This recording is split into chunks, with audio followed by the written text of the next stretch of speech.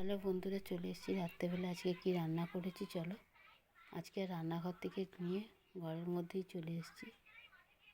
কি খাবার বানিয়েছি রাত্রেবেলায় চলো তোমাদের দেখিয়ে দিই। এই যে এখানে আছে পরোটা, আর পরোটার সঙ্গে কী তরকারি বানিয়েছি চলো তোমাদের দেখি। এখানে আছে আলুর চচ্চড়ি বলো বা আলুর ছক্কা, আমরা তো আলুর ছক্কাই বলি।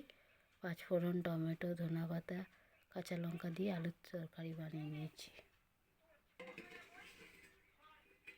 আর যেটা না হলে আমাদের রাত্রে চলেই না, এই প্রথম শীতে নলেন গুড়ের মিষ্টি, নলেন গুড়ের রসগোল্লা এনেছে। এই শীতে এই প্রথম এলো নলেন গুড়ের রসগোল্লা। তোমাদের নলেন গুড়ের রসগোল্লা তোমরা কেউ খেয়েছো এখনও? শীতে কমেন্টে জানাবে। আমাদের বাড়িতে এই প্রথম এলো শীত পড়তে পড়তে। এরপরে গোটা শীতটাই চলবে নলেন গুড়ের রসগোল্লা। এই ছিল আজকে রাতের খাবার। রাতের খাবারগুলি কেমন হয়েছে কমেন্টে জানাবে। তোমাদের সকলের খাওয়া দাওয়া হয়ে গেছে?